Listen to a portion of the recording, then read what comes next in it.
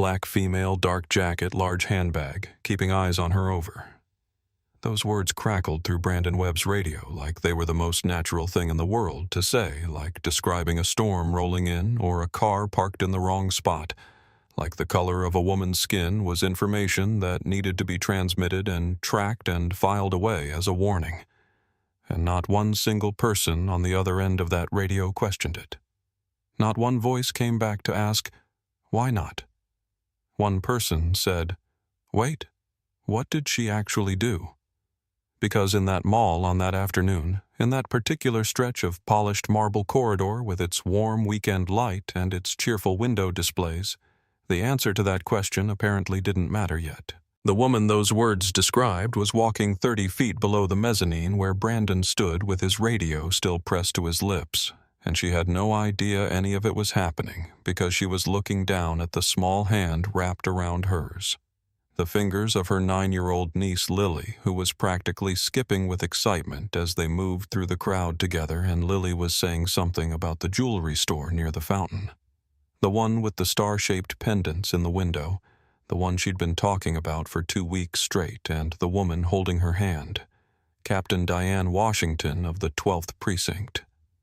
20 years on the force badge folded quietly in the left pocket of her jeans, was smiling because this was exactly what she had needed today.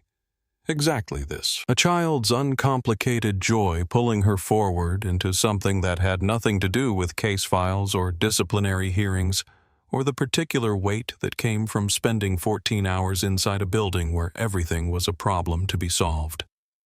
She had earned this afternoon. The mall was alive in the way that only weekend afternoons can produce strollers and shopping bags and couples moving at the slow, unhurried pace of people who had nowhere urgent to be. The smell of cinnamon from a bakery. 2 storefronts down, mixing with something floral from a candle display near the entrance, and underneath all of it, the low, pleasant hum of a world that felt on the surface entirely harmless and entirely ordinary. Diane had finished her shift at 6 that morning after a night that included 2 domestic calls, a traffic fatality report that would need 3 rewrites before it was acceptable, and a conversation with a junior officer she was mentoring that had gone 45 minutes longer than scheduled because he needed someone to talk him through something he wasn't ready to put in writing yet. And by the time she had changed out of her uniform and driven to her sister's house to pick up Lily, she had been awake for 22 hours straight.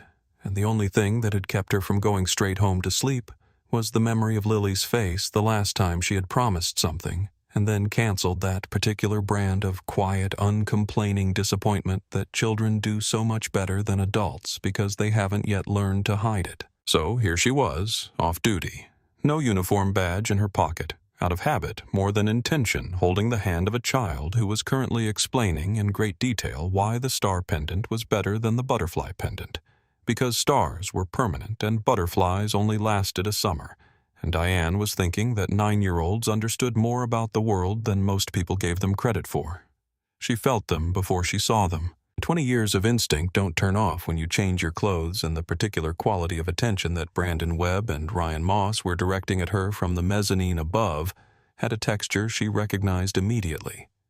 Not the casual glance of bored security guards watching a crowd, but something focused and deliberate, and already decided the kind of attention that had already written its conclusion before gathering its evidence. And Diane felt the familiar tightening across her shoulders that she had felt in grocery stores and parking garages and hotel lobbies her entire adult life, the sensation of being seen as a problem before being seen as a person. She exhaled slowly through her nose and tightened her grip on Lily's hand just slightly, not enough for the child to notice, just enough to ground herself, and kept walking toward the jewelry store because she had promised Lily a star pendant, and she was not going to let 2 men with radios and assumptions take this afternoon from them. The boutique called itself Lux and Grace, and it had clearly invested heavily in the luxe portion of that promise, warm amber lighting that made every piece of silver and gold glow like it was lit from within. Glass cases that were polished to absolute clarity. Soft jazz playing at exactly the volume that said, "You should feel lucky to be here," And at the center of it all, behind the main counter, stood Donna Pierce, whose platinum blonde hair was pulled back with the kind of precision that suggested she approached her appearance the same way she approached her store as a controlled environment, where everything had its designated place, and anything that didn't belong was a disruption to be managed. Donna's smile arrived on her face approximately 1 second after her eyes registered Diane and Lily stepping through the door, and it was the kind of smile that had been practiced often enough to look real from a distance, but had a tightness at the corners that Diane, who had spent 2 decades reading people in interrogation rooms, clocked immediately. Lily had no such complications in her reaction to the store and rushed directly to the display case nearest the window, pressing her nose almost against the glass, her breath fogging it slightly as she pointed at the silver star pendant that had apparently been living rent-free in her imagination for 2 weeks, turning to Diane with the specific expression of a child who has just confirmed that the real thing is even better than the picture she saw online. Diane smiled and moved toward her. And that was when she noticed Donna begin to follow, not walking toward them to help the way a good salesperson would, but tracking them, maintaining a distance that felt less like customer service and more like supervision, her eyes moving from Diane's face to the large leather handbag at Diane's side with a regularity that was impossible to miss. Diane asked to see the pendant, and Donna unlocked the case with hands that weren't entirely steady, placing it on the counter velvet with a small click before relocking the cabinet. Immediately, a reflex quick and unconscious, like someone protecting what was theirs from someone they'd already decided couldn't be trusted. And Lily leaned over the counter to look at it with her whole entire heart, while Donna's gaze continued its restless circuit between Diane's face and Diane's bag. Then Lily looked up at Donna with the open, unguarded curiosity of a child who hadn't yet learned that some questions make adults uncomfortable, and she asked in the most innocent voice imaginable why the lady at the counter kept looking at her D's purse instead of looking at the necklace. The jazz kept playing. Nobody answered. And from the doorway, Brandon Webb stepped inside. Donna Pierce didn't lower her voice when she made the announcement, and that was the thing Diane would remember most clearly afterward. Not the words themselves, which were predictable enough, but the volume, the almost theatrical projection of them across a boutique that suddenly had the absolute attention of every person inside it, as though Donna had decided that if she was going to do this, she was going to do it with enough witnesses to make retreat impossible for everyone involved. A piece from the front display, Donna said, was missing, and she had seen her eyes landing on Diane's bag with the weight of a verdict already rendered. She had seen it go into that purse. The 2 other customers in the store, a middle-aged couple who had been quietly examining earrings in the far corner, turned around in the specific way that people do when they're trying to look like they're not watching something they are absolutely watching. And Brandon Webb stepped forward from the doorway with the posture of a man who had been waiting for exactly this invitation, his hand going to his radio with a practiced ease that suggested this was not the first time he had played this particular role. He asked, "Diane told Diane really the question mark somewhere," absent from his tone to open her bag and empty the contents onto the counter. Diane felt the heat move through her chest in a wave she had learned over decades of professional necessity to let pass through her without letting it out. And she straightened her shoulders and looked at Brandon with the steady, unblinking regard of someone who had faced considerably more intimidating situations than a boutique security guard with a radio and a wrong assumption, and she said clearly and without any tremor in her voice whatsoever that she had touched nothing in this store except the pendant that Donna had placed on the counter herself, and that there was no probable cause for a search of her personal belongings, and that she would not be complying. Lily had gone very still beside her. The child wasn't looking at Donna or Brandon. She was looking at Diane, watching her D's face with the particular attentiveness of a child who is trying to read a situation through the expressions of the adult. She trusts most, trying to understand from the set of Diane's jaw and the steadiness of Diane's eyes, whether this was something to be afraid of or something that was going to be okay. and Diane glanced down at her for just a fraction of a second, just long enough to communicate. "I'm here." Stay close before returning her gaze to Brandon, who had already lifted his radio and was calling for Ryan Moss to come to the front. In the corner of the boutique, a woman in her early 60s with silver hair and the upright posture of someone who had spent 40 years standing at the front of lecture halls set down the bracelet she'd been examining and turned around with an expression of measured, experienced attention, watching everything with the calm precision of someone who understood exactly what she was witnessing and was already organizing it in her mind. This was Professor Eleanor Briggs, and she had seen enough in her career to know that the next few minutes were going to matter. Ryan Moss came through the door and positioned himself to Diane's left, with the mechanical reliability of someone following a script he'd internalized so thoroughly he'd stopped questioning it. And now there were 2 security guards flanking the entrance, and Donna Pierce behind the counter, and the pendant still sitting on its velvet square, like the whole ridiculous performance had been staged around a 2-inch piece of jewelry. And Diane stood in the middle of all of it with her hands loose at her sides, and her voice absolutely level, and her mind doing the thing it had been trained to do, cataloging exits, cataloging witnesses, cataloging the position of every phone in the room. She asked again directly and formally for Donna to review the security camera footage from the past 10 minutes, which would resolve the matter immediately and conclusively. And Donna said in a tone that managed to be simultaneously defensive and dismissive that camera access required the mall's head of security, and she couldn't just pull it up on request. Ryan Moss was not meeting her eyes, and Diane noticed the way he kept his gaze slightly to her left.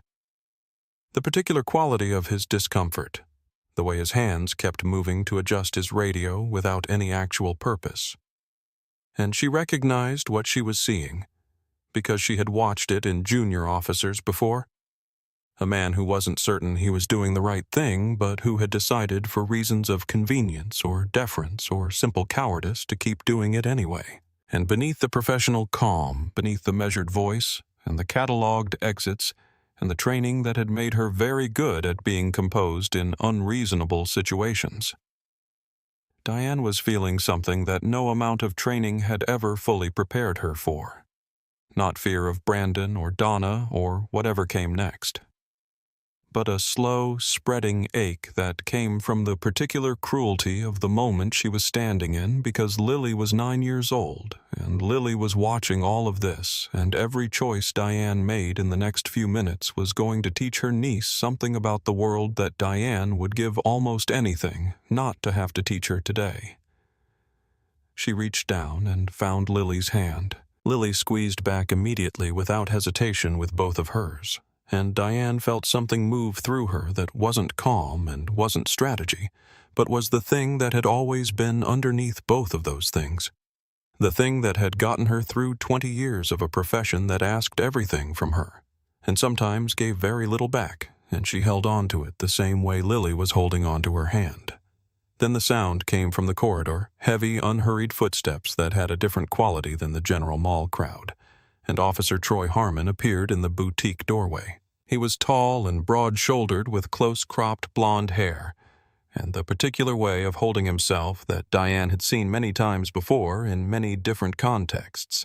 The stance of someone who had decided somewhere along the way that their presence in a room was itself a form of authority, that the physical fact of their arrival was supposed to settle whatever had been unsettled before they got there, and who had been right about that often enough that they had stopped questioning whether they might someday be wrong. Troy Harmon scanned the boutique in approximately 3 seconds, his eyes moving from Donna Pierce, white, distressed, clearly the one who'd made the call to Brandon and Ryan, security flanking to Diane Black.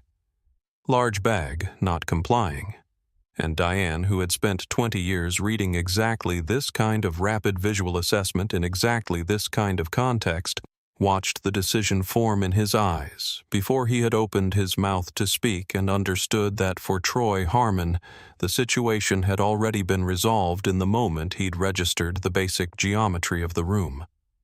He told Diane without asking her name, Without asking Donna what specifically had happened, without directing a single question at Brandon or Ryan that she needed to step outside with him so they could sort this out, Diane responded with the same patient clarity she'd maintained since this began.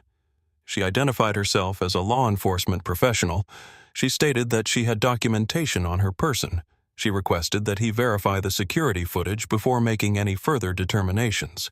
And she said all of this in a voice that was quiet enough that Lily, standing at her side, had to lean in slightly to hear it.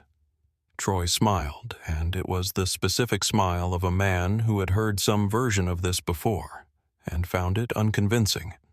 The smile of someone who believed that the authority of their badge was non-negotiable, and that anyone pushing back against it was either confused about how the world worked or actively making a bad decision, and he told her that if she really was who she said she was, they could verify it outside, and if she cooperated, this would be over in 5 minutes. Lily looked up at Troy Harmon with 9 years' worth of unclouded, unfiltered perception, and she asked him in the small, genuine voice of a child who truly wants to understand something, why he was asking her D to prove she belonged here when nobody had asked the other people in the store to prove anything at all. The jazz kept playing. Troy did not answer. And in the corner, Professor Eleanor Briggs picked up her phone. What happened next took less than 30 seconds, and it happened fast enough that the details only fully assembled themselves in Diane's memory later. The way Troy's expression shifted from performed patience to something harder and more decided when she didn't immediately move toward the door, the way his hand came up and found her shoulder with a force that communicated not urgency, but a particular kind of message. The specific message that said, "This conversation is over, and I am the one ending it." And then the cold, flat surface of the boutique's glass wall was against her cheek, and the display cases were rattling. And somewhere behind her, Lily made a sound that Diane had never heard her make before, and would not forget for the rest of her life. The cuffs went on too tight. She felt it immediately, the way the metal bit at the wrong angle, the kind of restraint that wasn't about security but about something else, about making a point about the specific language of force that said you thought you could resist this and look where that got you. And she did not cry out, because she had learned too young that crying out sometimes made things worse and sometimes made things more interesting for the wrong people. And so she breathed slowly and deliberately through the pressure in her wrists and the cold against her face, and the knowledge that there were at least 6 phones in this boutique recording every second. She raised her voice not in panic, not in anger, but in the steady, carrying tone of someone making a record. And she said clearly enough that every microphone in the room could capture it, that this was excessive force, that she had not resisted arrest, that she had not threatened anyone, and that every person in this room was a witness to the use of physical restraint in the absence of any legitimate justification for it. And underneath all of that, underneath the training and the professional vocabulary and the practiced composure, something else was happening.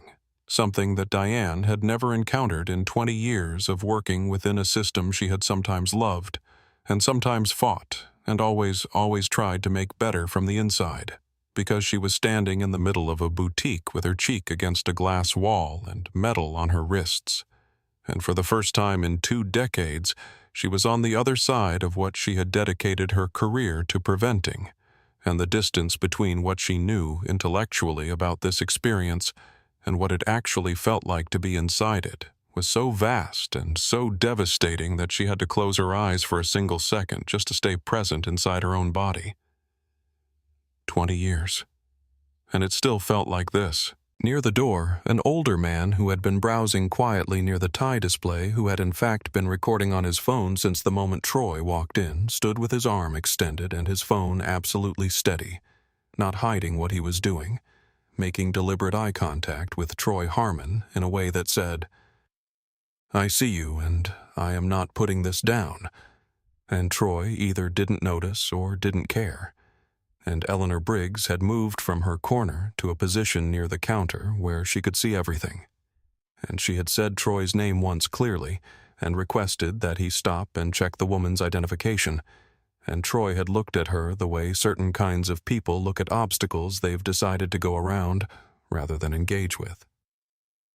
Troy pulled Diane toward the door, and Lily moved. Not the way a frightened child runs, not scrambling or crying or grabbing blindly, but with the specific, deliberate intention of someone who has decided that they are not going to stand where they are standing and watch what is happening in front of them without doing something about it. And she caught the hem of Diane's jacket with both hands and held on with a grip that was for a 9-year-old remarkable. Diane turned her head as far as the restraint allowed and spoke to Lily in the quietest, most carefully controlled voice she could produce, telling her it was okay, telling her to stay where she was, telling her that everything was going to be all right in the specific tone that adults use when they need a child to believe something before they entirely believe it themselves. And Lily looked at her D's face with those dark, clear 9-year-old eyes, and then she let go of the jacket, and she turned to Troy Harmon. She didn't shout at him, she didn't accuse him, she didn't do any of the things that adults in this situation might have done. She just looked at him with the full, unguarded, unmediated attention of a child who has not yet learned that some truths are impolite to say out loud. And she asked him in a voice that was small and genuine and absolutely without any performance in it at all, whether the police were supposed to protect people. And if they were, then why was he hurting her, D? The boutique went completely silent. Not the hush of discomfort, not the polite silence of people pretending not to watch something, but the real silence. The kind that happens when something has been said that cuts through every layer of adult justification and procedural language, and reaches the thing underneath that everyone actually knows is true. And even Troy Harmon, who had spent the past several minutes operating with the momentum of someone who had decided this situation was already handled, paused for a fraction of a second in which something moved across his face that wasn't quite an expression but was the shadow of one, a flicker of something that might have been the beginning of doubt if he had let it be. He didn't let it be.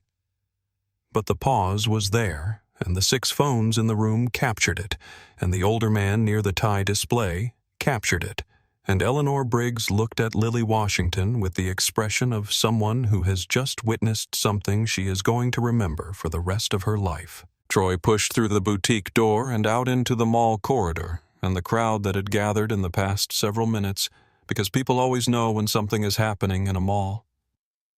The particular shifting of foot traffic that precedes a scene turned and saw a black woman in handcuffs being walked through Maple Ridge Mall on a Saturday afternoon, and the phones that hadn't been recording started recording, and the ones that were already recording zoomed in. And somewhere in the crowd a woman said, "That's not right," in the kind of voice that isn't looking for agreement, but is simply stating a fact that has become impossible not to state out loud. Before we go further, if you believe what you just watched happen to this woman is something that happens far too often and far too quietly, hit that like button and subscribe to our channel, because the only way these stories create change is if enough people refuse to look away. Drop in the comments where you're watching from. We want to know. Now let's see what happens next. Diane stopped walking.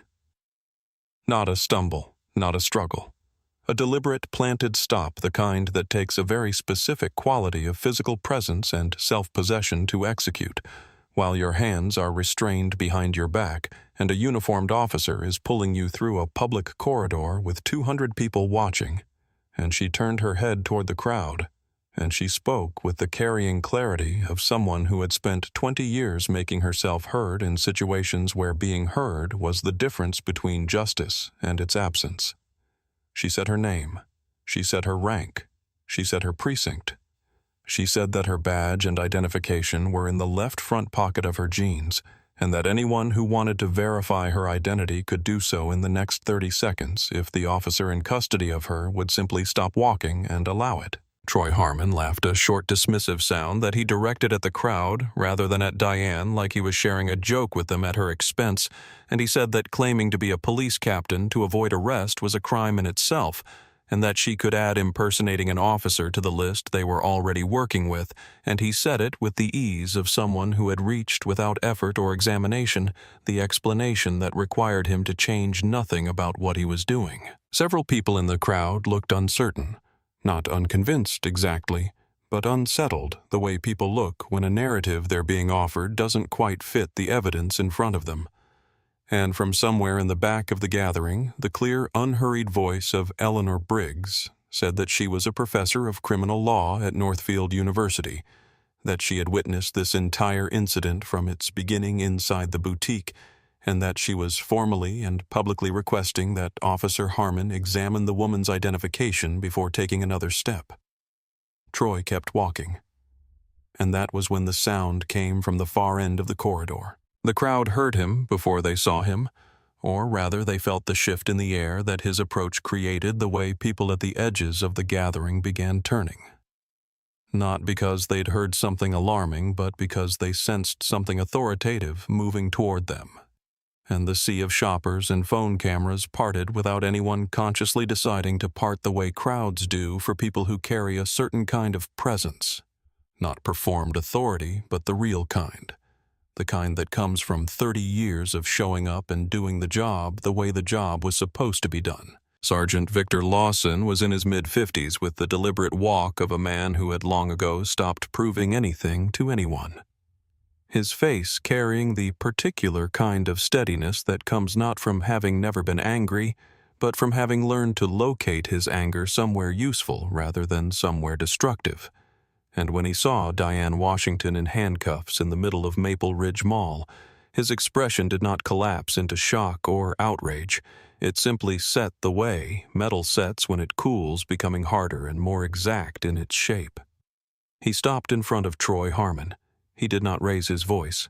He looked at Troy with the full weight of 3 decades on the force, and he asked him in a tone that had no question in it despite its grammatical form to explain the situation. Troy began the explanation theft complaint, non-compliance refusal to show identification, and Victor listened to approximately 45 seconds of it before he interrupted with a quiet precision that was somehow more forceful than any raised voice could have been. He said Diane's full name, her rank, and her precinct in a single sentence the way you state a fact that has always been a fact, and that no amount of misunderstanding has the power to change. And then he said something that the crowd had not been expecting, and that Troy Harmon clearly, visibly had not been expecting. Either he said that Captain Diane Washington was the officer leading the 12th Precinct's internal review of use-of-force incidents across the district, a review that had already resulted in the formal investigation of 4 officers, and that Troy Harmon's name was among those whose conduct was currently being evaluated within that review. The corridor went very quiet. Troy's face did a complicated series of things in rapid succession. The initial reflexive rejection of the information, the second layer. Where the information began to land, the third layer. Where the implications of the information assembled themselves into something he couldn't reorganize into a comfortable shape. And Diane watched all 3 of those layers move across his face with the calm of someone who has delivered difficult information to difficult people many times and knows that the moment after delivery is the one that matters most. Victor turned to Troy and told him without heat and without any particular dramatic emphasis to remove the restraints. Troy's hands were not steady when he reached for the key, and the crowd noticed this in the way crowds notice everything collectively without discussion in the particular silence that gathers around a moment that everyone present understands is significant and irreversible. The cuffs came off. Diane brought her hands around and looked at her wrists for a moment at the marks the metal had left red and precise, the kind of evidence that doesn't need a caption. And then she reached into the left front pocket of her jeans and removed her badge and her identification and held them out to Troy Harmon. Not as a gesture of victory, but as a simple act of completion, as though this was always how this was going to end and she had simply been waiting for everyone else to catch up to that fact. Troy looked at them. He looked at them for what felt to everyone watching like a long time. Eleanor Briggs had moved to stand beside Diane, and now she turned to address the crowd with the practiced clarity of someone who had spent 4 decades making complex things understandable to rooms full of people. And she said that she had been present inside the boutique from the beginning of this incident, and was prepared to provide a full account of everything she had witnessed to any investigating authority and that in her professional assessment, what had occurred inside that boutique constituted racial profiling, unlawful detention, and the use of excessive physical force against a uniformed law enforcement officer who had identified herself clearly and repeatedly. The man who had been recording since the beginning lowered his phone for the first time and stepped toward Diane, and he introduced himself as a reporter for the Northfield Tribune. He had been at the mall working on a piece about weekend retail security practices, which now seemed considerably less interesting than what had just fallen into his lap, and he asked Diane if she would be willing to speak on the record. Donna Pierce, watching from the boutique entrance, took a slow step backward into the store. Victor Lawson's phone rang. He looked at the screen and something moved through his expression. Not surprise exactly, but the recognition of an inevitability arriving on schedule, and he answered it with 2 words, and then listened for approximately 20 seconds, his eyes on Troy Harmon the entire time. And then he held the phone out to Troy and told him that the deputy chief of police would like to speak with him. The video that the man near the tie display had been recording had found its way through the particular velocity of shared outrage to a local news feed within the past 8 minutes, and the deputy chief had been watching it from his office on the other side of the city with the specific expression of a man watching a subordinate create a problem that was now going to require significant institutional energy to address. And the words he was saying to Troy Harmon, through that phone, were words that Troy was receiving in the total absolute privacy of his own comprehension, while 200 people watched his face and understood without being able to hear a syllable exactly what was being communicated.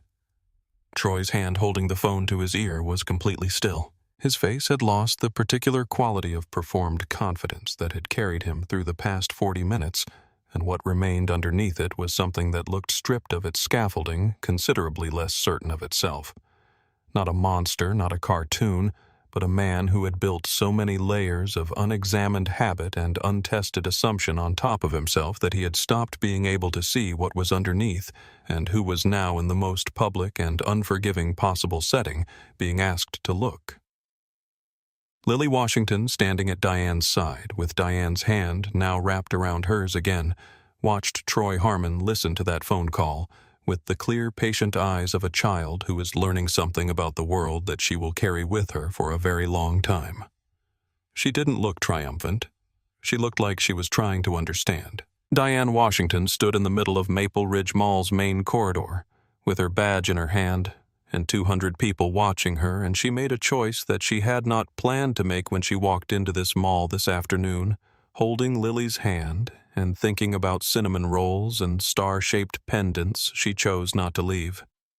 She could have left, and nobody would have blamed her, and a part of her, the part that was tired, deeply, and specifically tired in the way that only people who have spent a long time fighting for something from inside the system that needs fighting, understand that part, wanted nothing more than to take Lily's hand and walk out through those glass doors and let the institutional machinery handle what came next from a safe, quiet distance. But she stayed. She turned to face the crowd that had gathered around her. The shoppers with their phones still raised, the families who had stopped mid-errand to witness something they couldn't entirely name, but knew was important. The store employees peering from doorways. Eleanor Briggs standing straight-backed at the edge of the gathering. Victor Lawson a few feet behind her with the patient, watchful stillness of a man who understood what this moment required of him, and she spoke. She did not speak as a victim, and she did not perform rage for the cameras because she had learned over 2 decades that performed rage. However justified becomes the story, and the story she needed people to hear was not about her anger, but about the structure that had made this afternoon possible. The layers of assumption and habit and unchallenged reflex that had been built into certain people's understanding of who belonged, where, and who needed to prove. It built so deep and so early that it operated without examination, which was precisely what made it so durable and so damaging and so completely invisible to the people it most benefited. She talked about Donna Pierce not to condemn her as an individual, but to name what her behavior had been, the way her eyes had moved to Diane's bag before Diane had touched a single item, the way her decision had been made before the question was even asked, and Diane said it plainly and without cruelty, that this was not about malice. That malice was almost easier to address than this, that what was harder, what required actual sustained effort to change, was the kind of bias that wears the clothing of caution and calls itself good judgment. She looked at Brandon Webb and Ryan Moss, who were standing very still near the boutique entrance, with the expressions of men who had not fully anticipated arriving here when they picked up their radios this morning. And she said something that wasn't an accusation, but was in some ways harder than one. She said that the choice to follow, without questioning, to execute a directive because it came from someone with more institutional authority was still a choice, and that it had consequences for the people it fell on that didn't get lighter just because the person executing the directive was following orders. And then she looked at Troy Harmon. She held his gaze for a moment that lasted long enough for everyone watching to understand it was intentional, and what she said to him was not what most people in that crowd probably expected her to say, which was perhaps why it landed the way it did.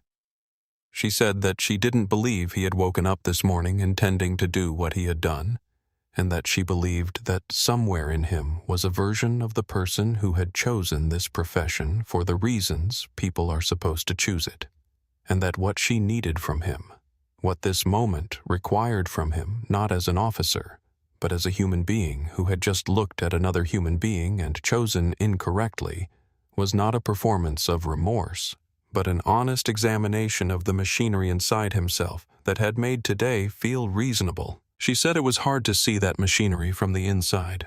She said she knew that because she carried her own machinery that she had to examine regularly and with difficulty. And she said that the measure of whether any of this meant anything was not what got said in public today, but what got done in private tomorrow. Troy Harmon looked at her and didn't speak, and the crowd was absolutely quiet. Lily, who had been listening to all of this with the particular focused intensity of a child who understands she is witnessing something important, reached up and put her small hand in Diane's and leaned against her arm, and Diane felt her niece's weight against her side, and looked down at her for a moment and thought about all the things she hadn't wanted to teach this child today, and all the things she apparently had no choice but to teach her anyway, and she put her arm around Lily's shoulders and held her close.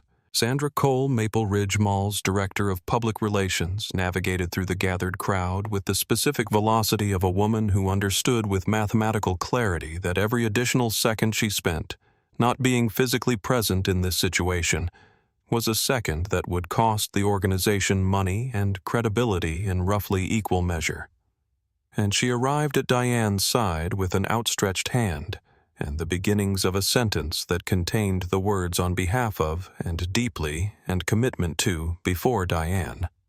With a gentle precision that had nothing impolite in it, redirected her. She told Sandra that she appreciated the mall's response, and that what she needed from the institution was not language, but action, and that the specific action she needed was for every second of security footage from every camera that had a sightline to the Lux and Grace boutique in the past 2 hours to be preserved immediately and turned over to the investigating authority without editing or delay, and that this was not a request.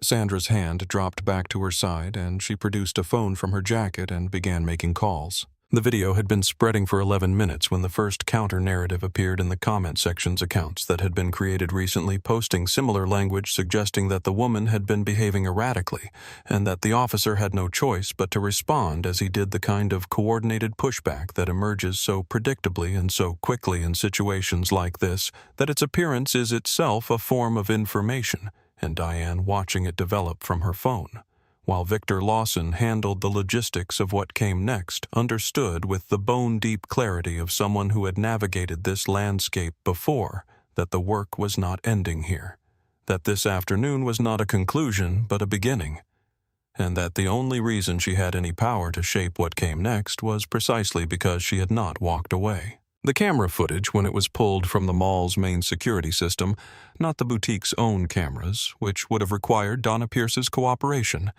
but the mall's independent overhead system that captured the full length of the corridor and the boutique's entrance, showed Diane and Lily entering the store, showed every moment of what happened inside through the glass front wall, and showed with the unambiguous clarity of a wide-angle lens that had no interest in anyone's version of events that Diane had touched nothing in that store except the pendant Donna had placed on the counter, and that Donna had begun moving toward her bag before the pendant had even been fully removed from the case.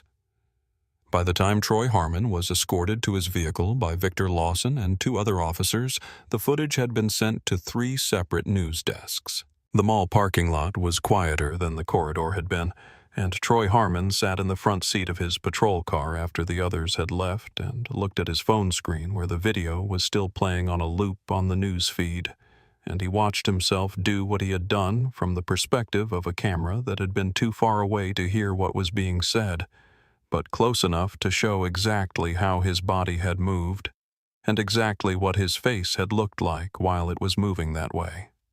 He had seen videos like this before, and he had watched them the way certain people watch those videos, with the reflexive self-protective analysis of someone searching for the detail that justified the frame that complicated the angle that offered an alternative interpretation. But that mechanism wasn't working for him right now, because he had been there and he knew what he had been thinking. And the thinking and the video were saying exactly the same thing. He thought about Lily Washington asking him why he was hurting her aunt. He had not answered her, and he had not answered her because somewhere in the register where his brain processed questions that one had arrived and found nothing useful to process against. No procedure, no protocol, no line in any training manual he had ever read that addressed the specific question a 9-year-old was actually asking him, which was not about policy, but about something much simpler and much harder, which was whether he saw the person in front of him as a person. He had been taught many things in 22 years of life and 6 years on the force, and the teaching had been so consistent and so ambient and so embedded in the texture of the institutions he'd moved through that he had absorbed most of it without ever consciously deciding to absorb it. And somewhere in that accumulated, unexamined inheritance was the particular reflex that had fired this afternoon, and he was sitting in a parking lot in the early evening realizing for what he understood with an uncomfortable clarity was the first time that he had never once stopped to look at it. He put his phone face down on the passenger seat. He sat with that for a long time, and then slowly he reached for the notepad he kept in his center console, the one where he sometimes wrote notes to himself about things he needed to follow up on, and he wrote 3 words that were not for anyone else, that would not appear in any report or statement or public accounting of this afternoon, that were just for him and the version of himself he was going to have to decide what to do with.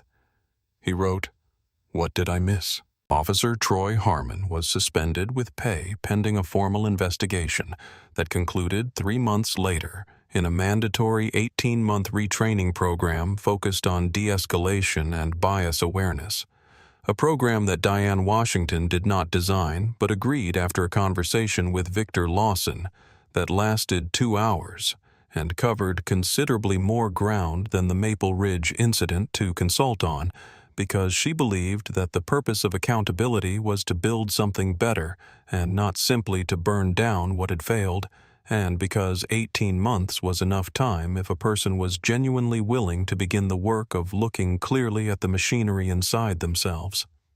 Brandon Webb and Ryan Moss lost their security contracts within 48 hours of the mall completing its internal review, the footage from the overhead cameras having removed any ambiguity from the question of whether their conduct had been justified. Donna Pierce submitted her resignation the same afternoon the camera footage was shared with the boutique's parent company before the termination conversation she had been scheduled to have the following morning could take place.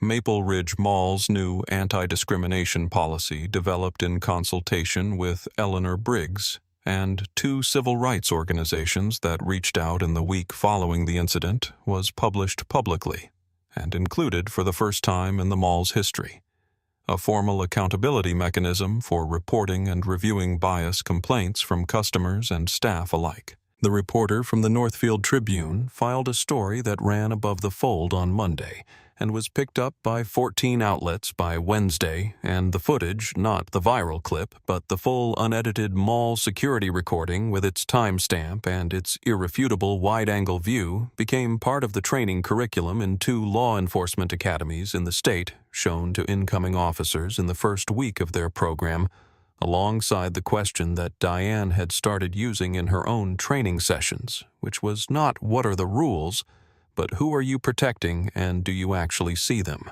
3 weeks after the afternoon that was supposed to be about a star-shaped pendant, Diane and Lily were sitting at Diane's kitchen table doing what they usually did when Lily came over, which was eating the specific brand of vanilla wafers that Lily had decided at age 4 was the only acceptable after-school snack.